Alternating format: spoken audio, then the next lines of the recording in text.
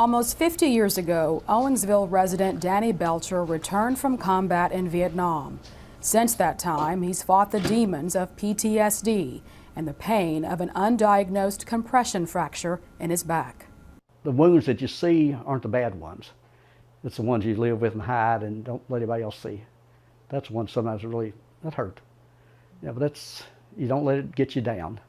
The PTSD is something you live with, and the VA will drug you up. See, I had 40 milligram of Valium a day. Then I had 8 Tylenol 3s a day I took for pain, and antidepressants. They change that about every month or so and try something else. And it got to the point that stuff just takes your personality away. I woke up one night with a .45 pistol in my hand. I didn't know whether I was trying to kill somebody. I was dreaming about it in a dream or getting ready to shoot myself. That's when I went in and said, I quit. I'm not doing these drugs. Danny found relief for both his physical pain and PTSD through medicinal use of marijuana. He wants it legalized. So many are doing it illegally to feel guilty, from the 70-year-old grandmother with migraines to a guy in Western Kentucky with a broken up back. When people come to me in confidence and tell me how much it's helped and they're illegally feel like a criminal, you shouldn't have to be a criminal to get help. Something that grows naturally, a common plaint. Currently, 2 bills have been introduced in the Kentucky legislature to legalize medicinal marijuana and allow users to come out of the shadows. House Bill 166 and Senate Bill 118.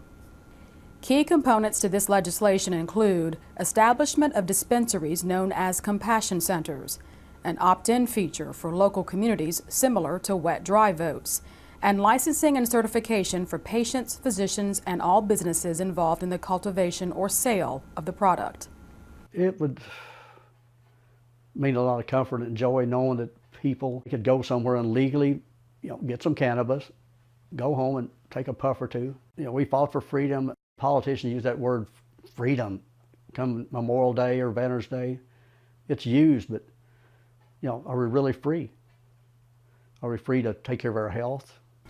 However, the issue remains controversial. On a recent Kentucky Tonight, advocates and opponents examine the question, what's the harm? Advocates feel the harm is minimal when compared to the benefits it can bring to patients. Where are the deaths from marijuana?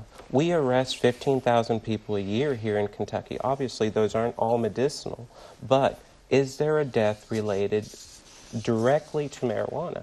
And no one can ever say that because there is none. The federal government drags their feet on right. it. So, since I've came out about this bill, I've had hundreds of stories, personal stories, told to me from folks. We were at this, we were doing this, taking this, and we tried this, and it made a difference. But opponents believe the harms aren't completely known yet and favor a more cautious approach. It's a drug.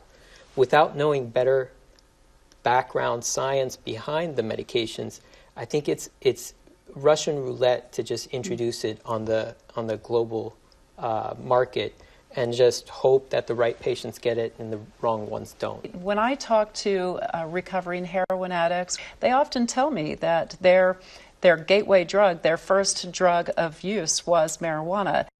Many law enforcement entities, including the Kentucky Narcotics Officers Association, are opposed to medical marijuana. We recognize that amongst the 100+ cannabinoids that exist that make up marijuana, that there is potentially something there that can help somebody with a debilitating illness or a sickness.